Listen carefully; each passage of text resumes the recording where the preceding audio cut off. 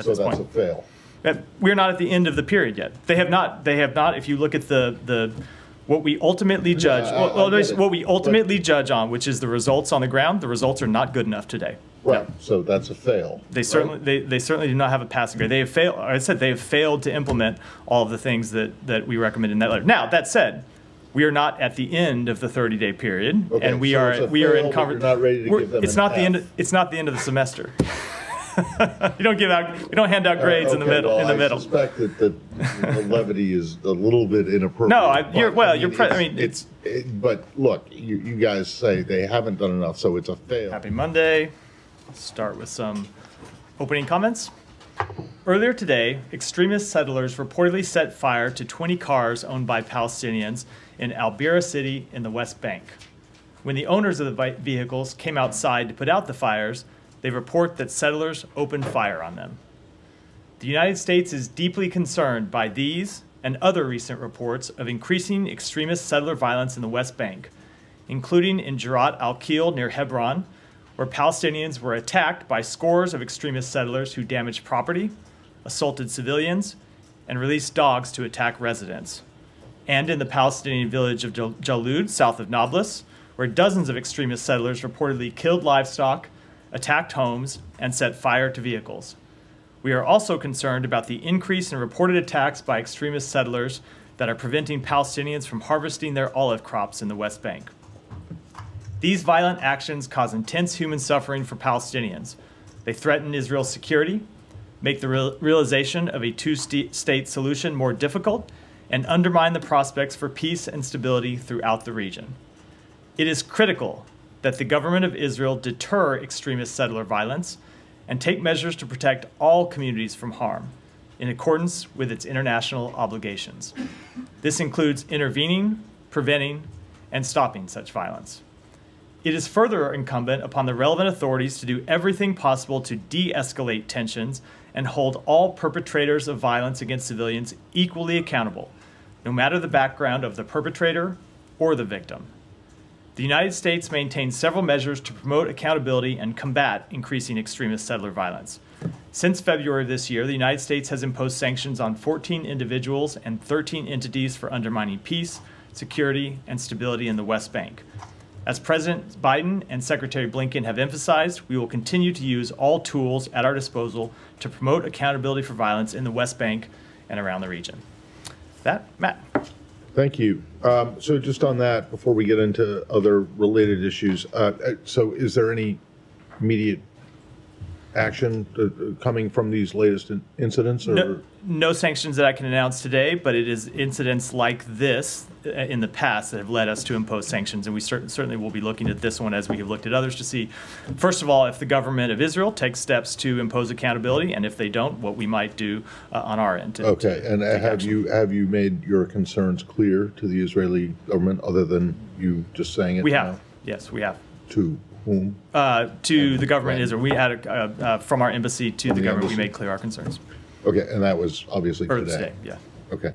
Can I just go to the aid situation in Gaza, or the humanitarian situation in Gaza with the aid? You've seen also that, well, I expect you've seen that Israel has terminated its agreement with UNRWA today, following the passage of the legislation which you opposed early last week. One, what's your reaction to that? And then two, the situation, the humanitarian situation in Gaza has gotten worse rather than better since the letter Secretaries Blinken and Austin sent. So how does the end of this agreement with UNRWA affect, in your view, the ability of Israel to meet the conditions laid out in the letter? So first of all, we're reviewing the letter to understand whether there are any immediate implications. We understand that the law doesn't go into effect for 90 days. If this letter means something happening more immediate than 90 days, which would be, happened past a week ago, so something like 83 days from now, that's something we would want to understand and we would want to take into account. But we're endeavoring now to learn exactly what the implication, if any, of that letter is separate and apart from the legislation that's already passed and has a 90-day timetable on it. We, as you as you noted, we're quite clear that we oppose that legislation. We have serious concerns about the implications of it being fully implemented, as well as our concerns about the underlying humanitarian situation in Gaza even before Israel passed this legislation that relates to the inability of a sufficient number of trucks to get into Gaza and the inability of humanitarian workers for a variety of reasons to be able to deliver that aid to places inside Gaza, to the people that need it. So we have been engaged with the government of Israel on this since long before we sent the letter, but really about a number of steps that we think they need to take since the Secretary of Defense, Austin, sent that letter on October 14th. The Secretary talked to the Minister of Strategic Affairs on Friday, Ron Dermer, about that, where we stand. I expect that he will talk to further Israeli officials later today about what steps they have already taken, what more they can do. They have told us at various stages that there are a number of steps that they have in process that they haven't completed yet. We're paying close attention to that, and we'll pay close attention to that over the coming days. All right. Well, on a scale of 1 to 10, or on any scale that you would like, how have they complied or not complied with the requests or demands, frankly, that were in the letter? Let me do it on a pass-fail instead of trying to give a grade. And that on a pass-fail basis, well, that is a grade. They have, I mean, a letter grade, a percentage grade, a pass-fail. And that as of today, the situation has not significantly turned around. We have seen an increase in some measurements. We've seen an increase in the number of crossings that are open. But just if you look at the stipulated recommendations in the letter, those have not been met at this point. So that's a fail. We're not at the end of the period yet. They have not. If you look at what we ultimately judge, what we ultimately judge on, which is the results on the ground, the results are not good enough today. Right. No. So that's a fail. They certainly do not have a passing grade. They have failed. I said they have failed to implement all of the things that we recommend in that letter. Now that said, we are not at the end of the 30-day period, and we are in conversation. Not ready to give them it's not the end. It's not the end of the semester. We don't hand out grades in the middle. I suspect that the levity is a little bit inappropriate. No, but look, you guys say they haven't done enough, so it's a fail. We are not at the end of where we are able to make an assessment. But I can tell you, the situation has not been good enough for some time, and the situation has not improved sufficiently in the 21, 22 days, whatever it is, since we sent that letter. Okay. There is still a week or so to go until we reach the end of the period, but there is much more that we need to see them do. Thank you. Yeah, thanks, Matt. I'm not going to grade you, but is there any scenario that you would see the possibility of distributing aid to Gaza without UNRWA? So right now, there is no other way to distribute aid in sufficient form, and that's why the Secretary made clear in the letter that we were opposed to the legislation because UNRWA plays a critical role. Now, there are other humanitarian organizations that operate inside Gaza that are delivering aid. There are other UN agencies that are operating inside Gaza, but we see UNRWA as continuing to play a critical role. And I should note, while for very obvious reasons, the focus is on the work that they do in Gaza, they play a critical role in the West Bank. They play a critical role in Lebanon. They play a critical role in other places throughout the region that we don't want to see end either. Okay, so you agree that UNRWA plays, and you said it, a crucial role? Absolutely, yeah. So is there any scenario where you would call upon Israel to not implement this law? I mean, firmly. So we do not want to see the law implemented. Now, that said, I don't know whether that's possible under Israeli law, right? Yeah. There's a law that has been passed by the Knesset. I can't give you an opinion about what their legal options are. I know we've seen reports that there may be legal challenges to the law that could see its effect being delayed. But as to what options the government has under legal authority, it's not something I can speak to. But certainly we were opposed to the passage of the law in the first place. Yeah. And so if Israeli law has it that after this 90-day, they don't have a choice but to forbid working with UNRWA, what happens. Well, they don't have a choice, but they wouldn't have a choice. I mean, if that's true, they wouldn't have a choice because of a law that they themselves passed. No, exactly. But where does that leave you? So I'm not going to forecast where we're going to be in the 83 days or whatever it is until this law is implemented. We've made quite clear to them what our concerns are, and we're going to continue to engage with them about those concerns. Matt, on the letter and what may or may not U.S. would do next week, should we expect action from the U.S. government if the picture next week is similar or worse on the humanitarian situation on the day? I don't want to forecast in any way what it is that we'll do at the end of those 30 days. But I mean, you've just said, based on the 3 weeks, since the 3 weeks that you've sent the letter, things have not significantly turned around, and there is one more week to go, which, by the way, is a time period, is a grace period that you guys have chosen to give to them. There is no grace period in the law. I would not describe it as a grace period. We've talked about this before. There were a number of things that are not light switches that you cannot, policy recommendations that we had that you cannot make happen overnight. So it's not a grace period. So can the U.S. government commit to taking action at the end of 30 days if the picture is dire as today? I am not going to tell you, I cannot predict to you what we will or will not do at the end of the 30 days. I do not know what the factual situation that we will face in that period will be. What I can tell you we will do is we will follow the law. The way we have followed the law to date, we will continue to follow the law. Right.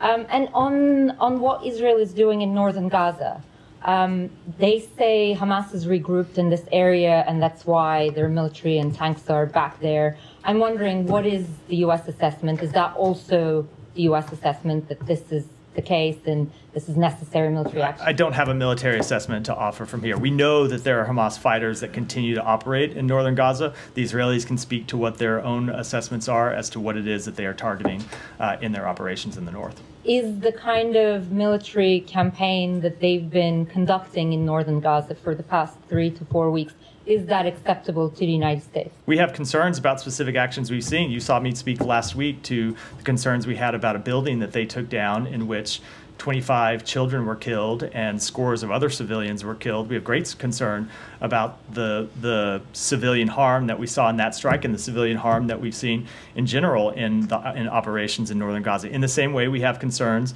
about the fact that humanitarian assistance is not getting into everywhere in Gaza. We've been quite clear with Israel that we believe they have an obligation to get humanitarian assistance in. Ultimately, what we want to do is see the war end. And that's what we're trying to bring about, is an end to the war that stops the fighting in northern Gaza, that stops the fighting elsewhere in Gaza, that brings the hostages home, and ultimately lets Palestinians start to rebuild their lives, rebuild their communities. Right, sure. But that has proven to be very elusive, as you know, as well. And in the meantime, this military campaign is still continuing. So I'm wondering, is the United States government telling the Israelis to wrap this up, even before a ceasefire negotiation? Because, I mean, it's just going to be really difficult to achieve that. So we want to see an end to the war, but the part of the question that I'm struggling with is kind of the same thing I struggle a lot of times with when I get this question. There are two sides to a war, right? It is not just Israel that is fighting a war here. Hamas is also fighting a war. And Hamas, and by the way, you know that Hamas started this war. We've been through this history many times. Hamas fighters continue to shoot, continue to target, continue to launch rockets at Israeli forces. So we want to see the end of the war. But it is not a unilateral decision by one of the parties. We want to see the war end in a way that's durable, where you have an agreement of both parties to end the conflict. Right, but I guess the reason that I'm asking you is because the U.S. is providing much of the weaponry to Israel. So I am wondering if this particular military strategy, which seems to be imposing a siege, during which the humanitarian aid has dropped significantly, there has been a lot of civilian casualties. Is this military strategy acceptable to the United States, and how long more will you let it continue? So we have great concerns about the humanitarian toll in northern Gaza. And as to the question of how much longer it will continue, we want to see the war end now. We want to see an end to the war, and that's what we're trying to accomplish. Thank you. You mentioned the building that obviously the United States is very concerned about. Everybody's concerned about that incident last week. It's one of many incidents that you say the U.S. flags with Israel. And you also say that Israel can speak to its own actions. And what you said to Humaira, when you say Hamas continues to fire rockets and missiles, how do you square that with also saying that Israel has achieved its objective in Gaza? Are you saying it's now gotten worse to the point where they haven't achieved their objective? No. And then I have on the building specifically. Let me answer that one first and then go to the second. So no, absolutely. What we have said is that they have achieved a number of strategic objectives. And if you look at the way you've heard the secretary speak to this and the way the Israeli officials have speak to this, one of the overriding strategic objectives was to ensure that Hamas could no longer launch military operations like we saw on October 7th, with that level of scale, that level of harm. And they have taken tremendous action to degrade Hamas's military capabilities, to wipe out a number of their command, to significantly degrade their arsenals, to significantly degrade their fighters. We have never said that Israel would be able to kill or capture every Hamas fighter. That's an elusive goal and an unachievable goal. So the strategic goal that we've always believed was attainable was to degrade them sufficiently so they couldn't repeat October 7th. The other strategic goal that you heard the secretary speak to, you heard me speak to, and the president as well, of course, is to bring to justice the leader of Hamas who was responsible for the attacks on October 7th, and they, of course, did that as well. They do have other remaining strategic objectives, the most important remaining one being bring home the hostages. But we have been, I think, pretty open about our concerns that Israel cannot afford, for many reasons, economically, diplomatically, in relation to its standing in the world, to just continue to fight a perpetual conflict in Gaza. Right, so that was just me specifically mentioning about the rockets, whether the fact that they can continue to fire rockets, does that then mean that they've basically gone back to not having achieved their strategic goal? But I hear yeah, they've achieved their overall strategic goal. We think to get to a point that is a long-term, long-term sustainable, you have to have a political path forward. Okay, and then on the incident of the building collapsing last week, I think the number was 20. I don't know if that number has changed, but many children were killed. We've had sources in Gaza that have told us that they believe that strike was a retaliation for some IDF soldiers that were killed in Jabalia. I was wondering if you had heard anything to that effect, or if that is something you have. No, we have been in communication with the government of Israel about this strike going back to the day on which it occurred. We have not yet received an official explanation for what it is that they were trying to accomplish and what it is that happened. We've seen the same reports, I think some of you have, about them possibly trying to target a single militant who was on the roof of that building. I can't speak to whether that's accurate or not. Whatever it was that they were trying to accomplish, something clearly went horribly wrong when they have brought down a building and killed 24 children and scores of other civilians, especially when you look at where we are in the war, that we are a year in, that we are at a place when they've achieved a number of their strategic objectives. Something is going terribly wrong when you're continuing to have that level of civilian casualties. Okay, and also I know that we're obviously all concerned about northern Gaza, but also we've got sources in Gaza who are saying that the situation with the food shortage is dire across the strip. There are families that, as we know, are eating bread and olive oil, and that's it. Children aren't getting milk, eggs, no protein for months already. Not just affecting, obviously, it's dire in certain parts of Gaza, but to that point, like, is this something that you are? Can you give us an idea on like when you're talking to the Israelis about the daily situation with the food shortage? Is this something you're consistently on their backs about? Because I don't think I have to read out any private diplomatic conversations to tell you how concerned we are about the situation and to point you to the fact that we have raised that concern in quite candid terms with them. All you have to do is look at the letter the secretary sent. where he made clear that the level of humanitarian assistance had gone down to unacceptable levels and needed to change. And that is the consistent message that we deliver in the private conversations. That's the message that the Secretary delivered in his conversation with Ron Dermer on Friday. It's the message he'll deliver to other Israeli officials in the coming hours. And just lastly, because everyone's asking about whether there's been improvements since that letter was sent, more specifically, has the US seen any more of a decline in the food situation over the last week or so? Is that something so I can't give you an assessment of the food situation. We have seen different routes open, and there were days when an increased number of trucks went in. For the actual number of trucks per day, I don't have an assessment standing here. It's all public information. You can look at it from the United Nations and compare the number of trucks that go in 1 week versus the previous week versus a month ago or 2 or 3 months ago. But again, that is only one of the metrics that's important here. It's not just a question of trucks getting to the crossings. The trucks have to then continue to be able to distribute aid to civilians inside Gaza, and there have been significant impediments to that delivery happening as well. Very quickly on settler violence. Now, if there are settlers who committed violence that have U.S. citizenship, could you be able to demand that they be extradited? That's something a question you'd have to put to the Department of Justice side. Okay, well, but as far as, let's say, whatever tradition and so on, it's a Department of Justice question, not a State Department question. All right. Okay, I'll move on. Now, you also said something about UNRWA. We talked about UNRWA. Well, it seems that the Israelis are gunning after other agencies like OCHA and others and so on. And they probably target them much like they target UNRWA. So it seems that they are. I'm not questioning. I've missed whatever report you're referring to. All right. Well, OCHA is basically the spokesman for OCHA. Yeah, I know who they are, but I don't know what report of Israeli targeting you're referring to. But it seems that it's not only UNRWA, but almost any other agency that could possibly, provide the Palestinians with what UNRWA was providing is being targeted. So it's not just one thing.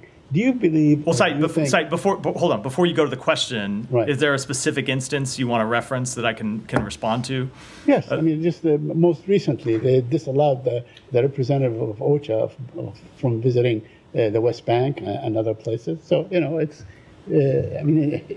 that's what they keep saying. They say OCHA is also meddling in their affairs and so on. They are giving cover to Palestinian activists and all kinds of things. My question is the following.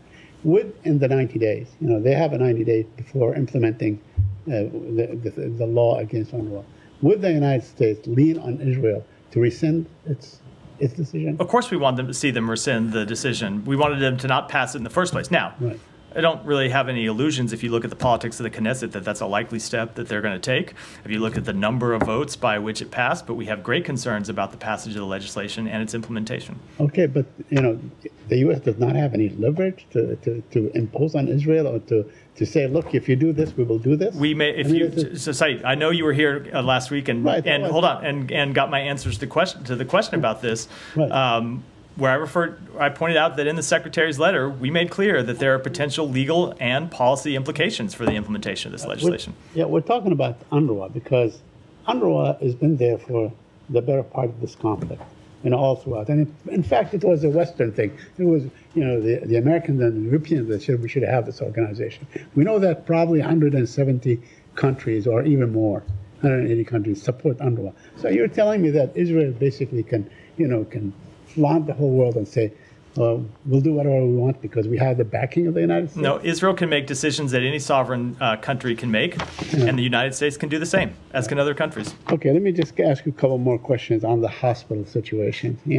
There was extensive reporting yesterday by Associated Press on the fact that Israeli claims about the hospitals, about many of the hospitals, that they were actually a place where fighters hid and so on, turned out to be false. So hasn't the time come for the United States to say, hospitals, that's it, don't bomb the hospital, don't do this to the hospital, allow some, a modicum of medical care to these Palestinians that need it? We absolutely do not want to see hospitals targeted. Right. We also don't want to see Hamas take refuge inside hospitals. And I will tell you, you have seen us release our own intelligence where we've said that we have seen evidence, at least in one hospital, where Hamas was hiding underneath a hospital and was deploying its fighters underneath a hospital. So absolutely we want to see hospitals protected, and one of the ways to ensure they are protected would be for Hamas to stop taking refuge inside them. All right, but this is a recurring story. I mean, Israel could claim forever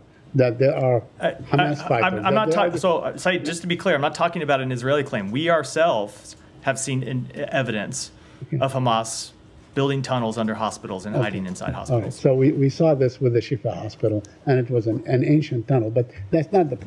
That is not our assessment, Saeed. Okay, that's fine. But I'm saying that has been bombed and bombed. I'm glad you think it's fine. Again. I'm telling you that was our assessment as a factual matter. But this has been, this was bombed and bombed and bombed again. I mean, this could continue. It's like deja vu all over again. Which is why we are trying to end the war. Okay. And get to lasting peace and security and stability for Israelis and Palestinians. Okay, that takes me to my last question. The Israelis are saying that clearing northern Gaza of Hamas fighters will take another 6 months. Does that mean that this war will go on for another 6 months and you will actually support that? I cannot make any predictions about how this war will proceed, but I can tell you what we are trying to bring about, Saeed, which is an end to the war as soon as possible. Go ahead, and I'll come back to this. Just stay in the region for now. Okay, thank you. On Iran, over the weekend, the Iran Supreme Leader Khamenei said that Israel and the U.S. Should anticipate a crushing blow. And today, Wall Street Journal had a story saying that Tehran's planning a complex response involving more powerful warheads, and they're going to use regular army and RGC, citing Iranian diplomats. So my question is, what is the U.S. message to the Iranian Supreme Leader? I mean, are they getting it? And what is the U.S. doing to discourage the Islamic Republic from attacking again? And lastly, what is the U.S. preparation to counter such attack? So our message to the Supreme Leader is the same as the message that you heard us say last week, which is it should not respond further. It should not escalate the situation further. And if it chooses to do so, we will support Israel in defending itself.